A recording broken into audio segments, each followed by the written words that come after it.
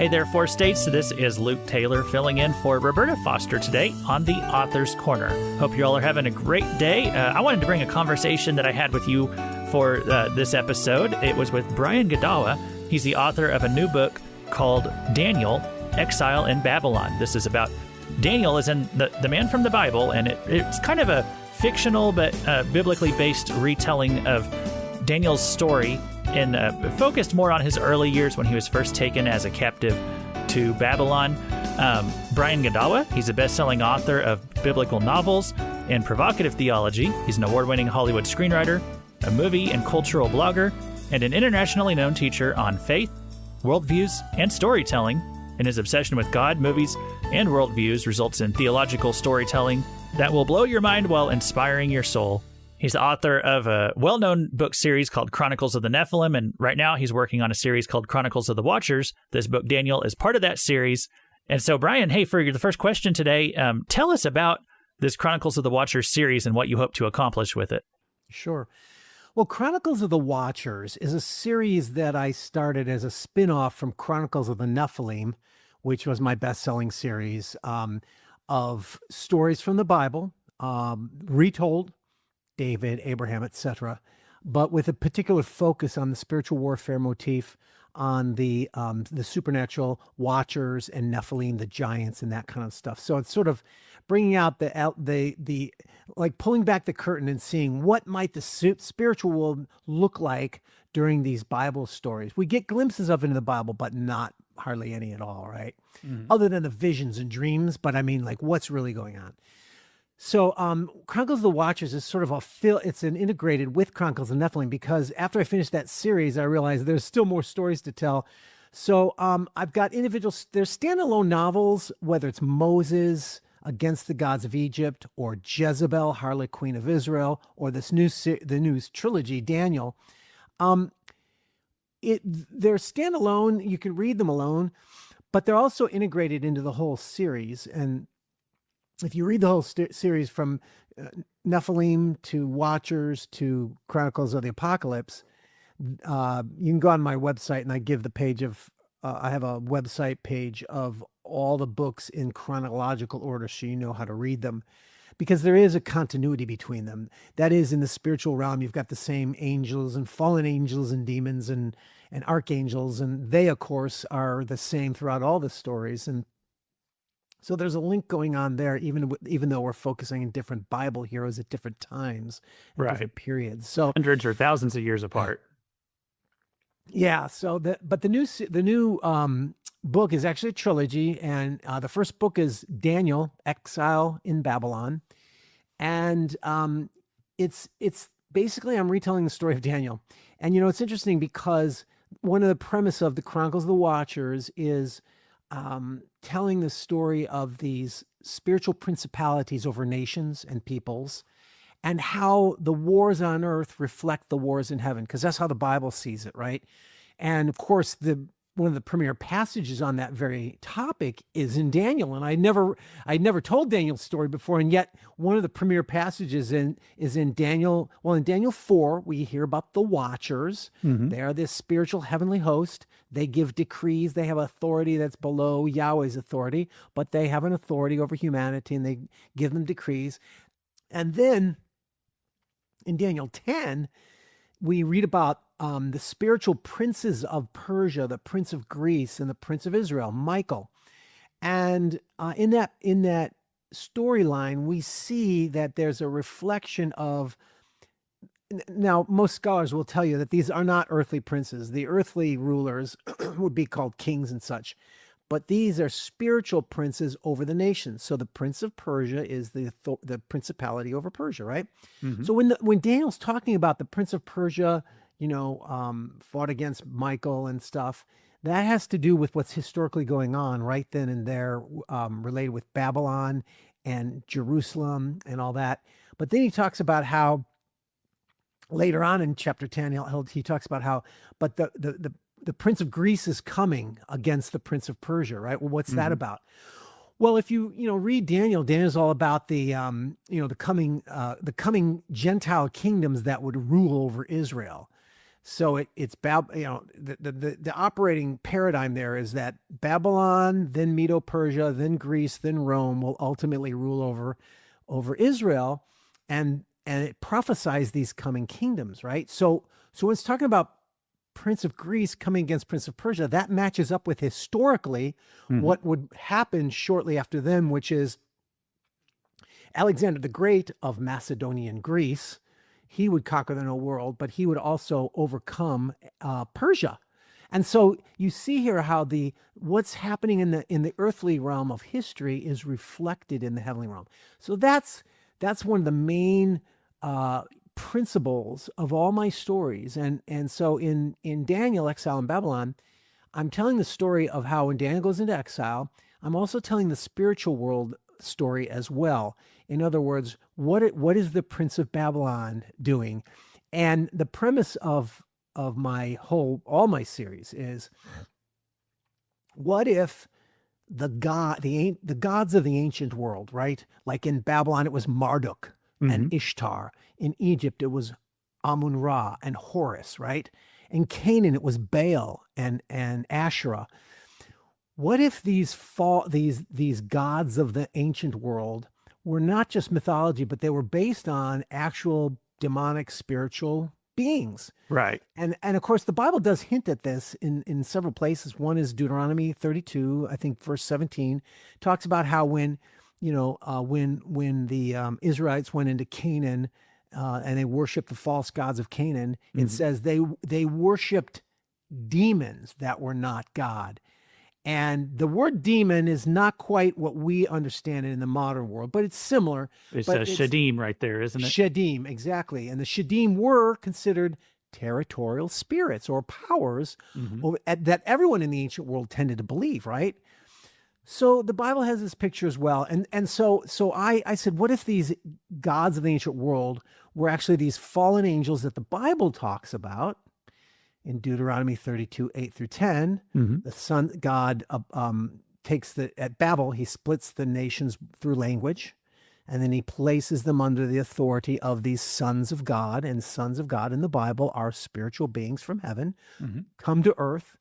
They're fallen. Man is worshiping, Gentile nations worship, demonic entities, basically, right? And so I kind of made this connection. What if they were those beings, those angels masquerading as Marduk and such? And so it's not a one-to-one correspondence, but it's something like that. And so in my Daniel story, then I have Marduk and Nabu and Ishtar and some of the Babylonian deities. As Babylon is taking over the world at that time, so those deities, those divine rulers headed by Marduk, so they are jockeying for power and conflicting and battling with the powers of the spiritual powers of Egypt and the spiritual powers of Canaan, right? So that's the picture that all my novels tell, and this one in particular focuses, of course, on Babylon, because that's where Daniel is, right? Yeah. So that's the spiritual world of the stories that is also in Daniel. Now, this first novel, and by the way, if people really love reading series, don't wait till all the other books are out. This book, Daniel, Exile in Babylon, is a standalone novel. It has a beginning, middle, and end. And I tell the story of Daniel's first 3 years in the school of the Magi, or the school of the wise men.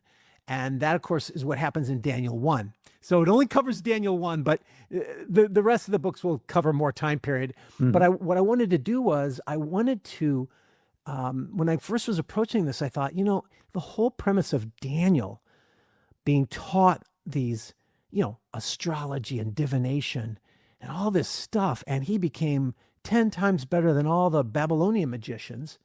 And I thought, how could that be? Because he was an obedient Jew, a Torah observant Jew, and God basically, forbid astrology and such. So how did he survive? And then how did he become so good such that he got appointed by the king, right? And I wanted to wrestle through that issue because that's sort of the setting for the rest of the Daniel story. And also, how did Daniel become this man, a young man of conviction that we all know him to be. The man is willing to die rather than disobey God, right? We Right. don't start out perfectly, and he's maybe 50. He's like 15 years old when this story begins, and so I wanted to tell that story of how did he become this young man of conviction, and because we're all sinners, right? And we all start out at a certain place until we grow and become that mature. Hmm. And so that was sort of the goal behind it. But it tells a beginning, middle, and end, and it's a very exciting plot. And there's an action adventure and also romance. I also have a love story in there with Daniel and a fellow Jewish girl who's actually in Jerusalem. And so I bounce back and forth between Jerusalem and Babylon and how these two are trying to come together. And it's a very exciting story that I had the time of my life writing it. And in fact, my editor and my first readers are saying this is my best book yet. Well, and you actually sent me a copy of the trailer, so I'll just go ahead and play that here if that's all right. What if the gods of ancient Babylon were not myths, but fallen angels?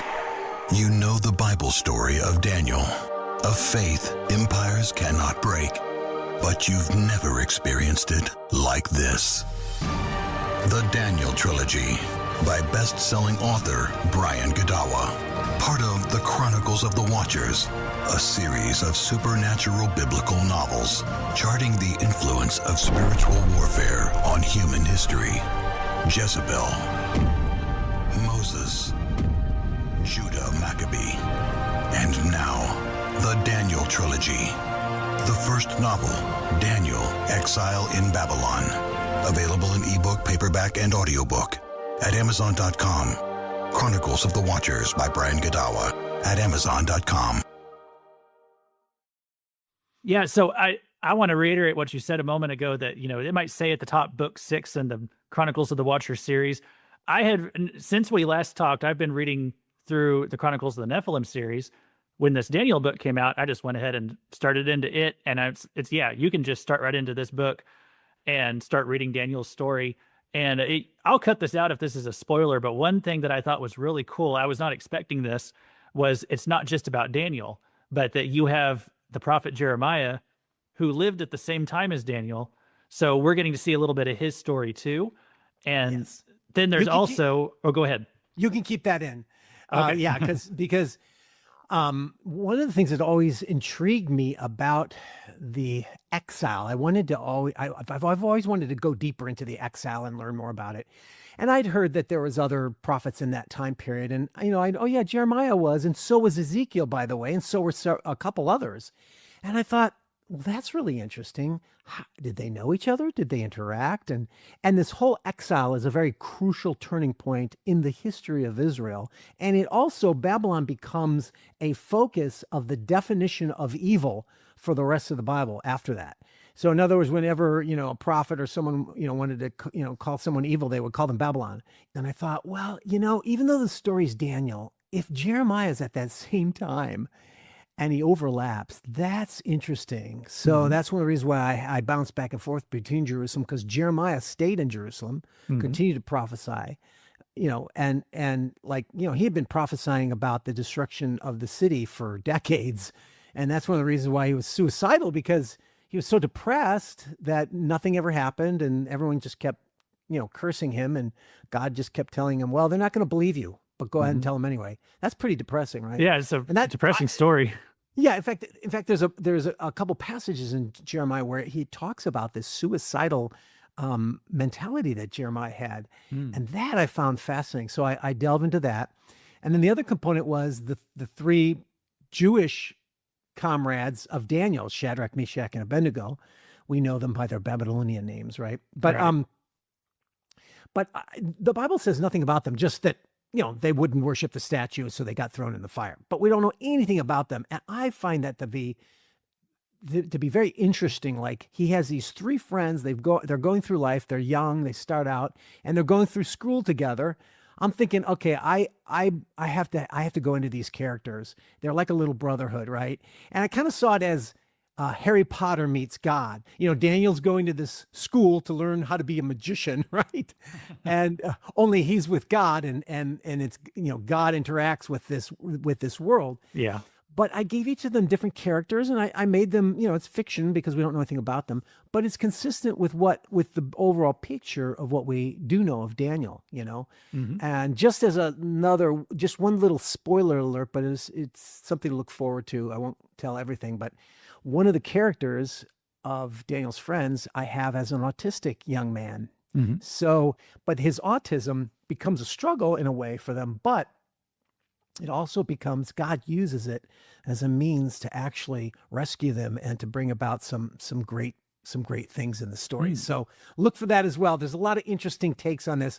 My goal is to be as consistent with the book of Daniel, what we do know about the book of Daniel, but to fill in the holes or in between with fiction that will connect with and make sense of what we do know in the book of Daniel. Yeah, and your books do have fictional elements to a certain extent, but also, if people read these, they're going to glean a lot of historical information and learn things about like what was going on in the world, real life history. Yeah, one of my goals, one of my loves is I love history and I love research. But one of my goals is to retell these stories, but rooted in a lot of historical research, because, and that includes also the mythological side of things. And I'll explain that in a second. But so yeah, in this story, for instance, we know that in history, King Nebuchadnezzar became king when his father died, while Nebuchadnezzar was out in the Levant, actually conquering Israel too. But and so he had to go back to receive the kingship. But right before that, he defeated the city of Carchemish. This is a historical thing. It's not in the Bible, but it's historical, and it's really, really relevant to the story because that marked the final ending of the Assyrian Empire and the rise of the Neo-Babylonian Empire. His father began it, but Nebuchadnezzar finalized it. And that's really key for the setting of where Israel is, right? And so I tell that story, that part of the story. And I just found some fascinating little tidbits of facts and interesting cultural things about the time period that I always try to incorporate because it gives you a sense of like you're really there, or you're learning things about history. Oh, I didn't know that happened, So yeah, right. I want to make it consistent that way, but also I like to bring in a little bit of education on the mythology of that world. So for instance, Babylon had a lot of myths, right? They had a creation epic. They had myths surrounding their gods, So what I do is I bring in some components from the real mythology and I incorporate those into the story of the spiritual world, what's going on in the spiritual world. So for example, there's a whole story of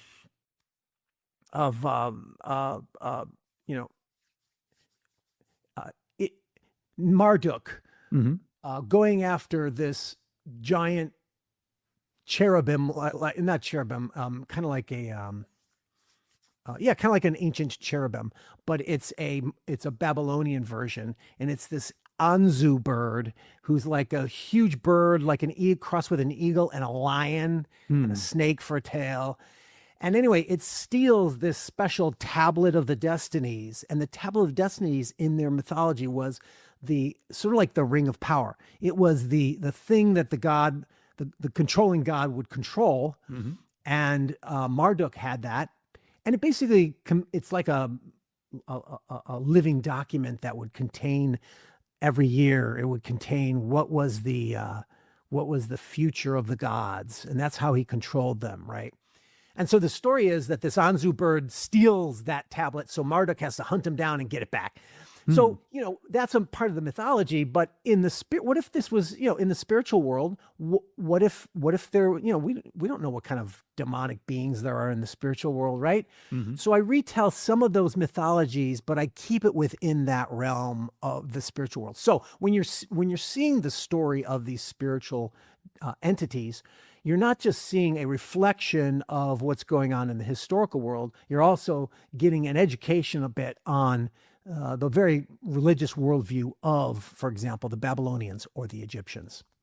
Yeah. So that brings me to the kind of the third track that the book takes. So you got the Daniel story, you got the Jeremiah story going on in Jerusalem, but you also kind of pull back the veil and show what could have been happening behind the scenes spiritually, like how all these the Watchers, these spiritual beings, were a lot of times in conflict, and it seems like kind of trying to step on each other's head and dominate in the spiritual realm.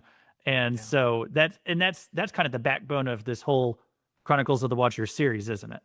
Yeah. And, my premise is this. It's like, we tend, or at least I tended to think of the demonic, evil spiritual world as just sort of this unified mass of evil, right? All these demons or all these beings, and, they're all fighting Yahweh. So it's like they're an army and they're all unified. Right. But you know what? The Bible very clearly says that these are beings of individual personalities. They are individuals, just like we are. They're spirit beings. They're different, or the angels are different kinds of beings, the fallen angels, right? And by the way, fallen angels are not the same as demons. That's a whole other issue. But the fallen angels have personalities. So I thought, well, you know what? If they're evil and sinful, even if they are united in their attack against Yahweh, we all know that evil people, evil organizations, everyone within that organization fights with each other and tries to betray each other to get to the top, right? So imagine the mafia. The mafia has a unified purpose in a way, but they're all fighting to become the chief. And so I have that in these stories as well. They're not a unified in every way. They've definitely got their own dramatic, like I said, drama of betrayal and power as well. Yeah. And so do you think that they all have to answer to Satan, or can they just do their own thing? And I ask this because there is that verse where Jesus said in the New Testament that a house divided against itself cannot stand. And so I think that is what gives a lot of us the impression, oh, they must all be united together. But how does the devil play into all of that? Well, that's a good question. The Satan is a very interesting figure. I've done all kinds of like little studies on that. By the way, one of the things I do with all my books is I tend to also release a research book that you can also buy along with the novel if you want to know more about the biblical and historical research. Now, the one for Daniel is called The Spiritual World of Daniel in Babylon. It's not out yet because I got to wait till the second book comes out, then I'll release that. But I usually tend to release it with the novels. So I explain some of that in the book. But basically what you have is the Satan is not quite as simple as we see him now in our day, even with our post-New Covenant ways. In the Old Testament, he's more depicted like a member of God's heaven. It's not like he's like this evil guy running around, defying God. He may be defying God, but he's actually like the prosecutor in God's heavenly court. He's the one who comes, because the whole situation is forensic. It's legal. God has a covenant, which is a legal document with Israel. When Israel breaks it, she has to be punished, but there has to be a court that determines that. And so the Satan is the one that comes and accuses. That's where the word accusation comes from. The adversary or the accuser is the Satan.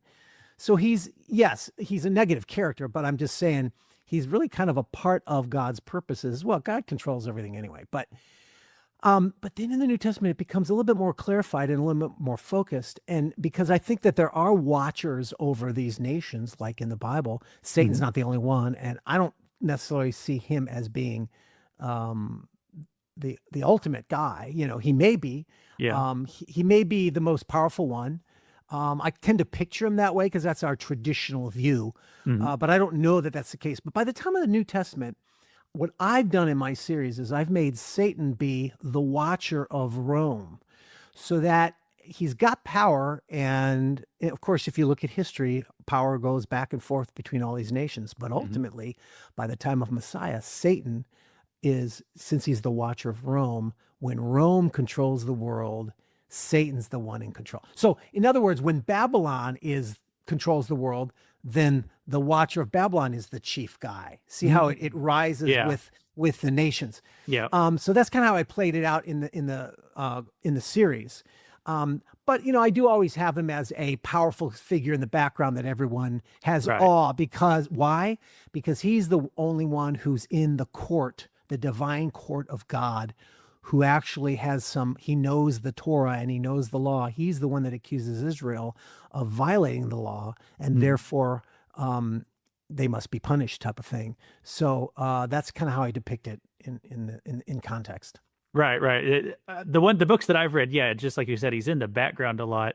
And I noticed like Satan is what I would say suspiciously absent from the book of Enoch and what it tells us about the sons of God who rebelled before the flood. But I feel like he must have had probably, pulling strings behind the scenes or something like that. I'm sure he had something to do with it but he knew where he could toe the line and stay out of trouble with God in a legal sense, so he didn't get banished along with the rest of those when they got in trouble. You make an excellent point there. That's a very excellent point. You're right. And that's why you be careful not to assume things change over time and things change between covenants. So be careful not to assume that the way things are now in the post-New Covenant time, that's not necessarily the way things were before. So yeah, your point is well taken. Yeah. And I had another question too. I wanted to ask about end times because you brought up end times a moment ago when perhaps Satan is like the principality over Rome. So in Revelation, we see this, I guess the government of the Antichrist depicted as this beast, and it's got part leopard and part lion, and it seems to bring in all these things like Persia from the past and Babylon from the past. Do you think that maybe at that time all these watchers do decide, we're pretty close to the end here, maybe we all do need to actually band together and try to stop the second coming of Christ? Is that how you kind of see that playing out in the end times? Well, so I have a very different view of the end times than the typical sort of premillennial or dispensational or left behind or whatever, However, if we just try to stick to be like, when was the book of Revelation fulfilled? Was it in the past or in the future and all this? But if we just stick to the text, I do believe, yes, that the watchers, that their ultimate demise is tied in with what occurs in the book of Revelation. The question is, when does that occur? Now, I'm not going to go into it here, but my series, Chronicles of the Apocalypse, which is a standalone series as well, and the first book is Tyrant, Rise of the Beast. I tell the origin story of the book of Revelation. When John was writing it, the Christians are being persecuted under Nero, that kind of stuff. And I try to show how the Christians in the first century might have understood that book in their day. But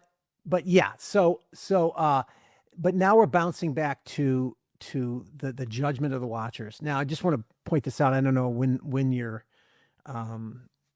this is going online, but I'm going to be speaking at a virtual conference called The Unseen War with Kyle Milholland. And that's coming up. I should have the date in front of me. I'm going to write that down. Sorry about that. But look for the Unseen War Conference online. And I'm going to be talking about the judgment of the watchers. When are the watchers judged? Now, I believe that the key to understanding it begins in Psalm 82. Psalm 82 is a good summary of the whole watcher paradigm and how God appoints these sons of God over the nations, and they rule. They're supposed to rule, but they rule unjustly. So God says he's going to punish them, and they're going to die. They're immortal beings who are going to die. So the death is a punishment that's going to be, I'm going to make you die like humans die, right? That kind of thing. And then it talks about how then God will inherit the nations. Arise, O God, judge the nations, and you will inherit the nations.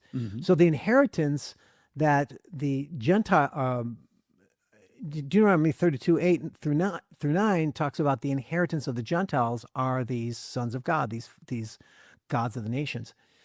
And so when does God take back those territories and inherit those nations? Well, I believe that's rooted in the resurrection and ascension of Jesus Christ as Messiah. He's the one that disinherits the watchers so that they're no longer in power over those nations through his resurrection and ascension.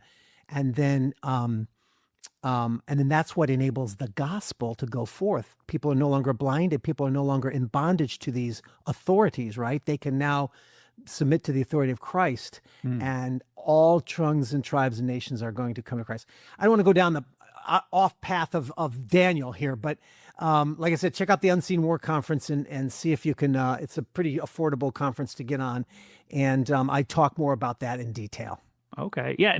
And one more question here, and then I'll let you tell people where they can find Daniel. But I was just curious too. So I haven't got very deep into Daniel yet. Once these gods, like, I know you have some origin stories for where some of them come from in the books, but if they were if they were one of the watchers of God, and then they've fallen, they've rebelled against him, they're just trying to do their own thing now and exalt themselves.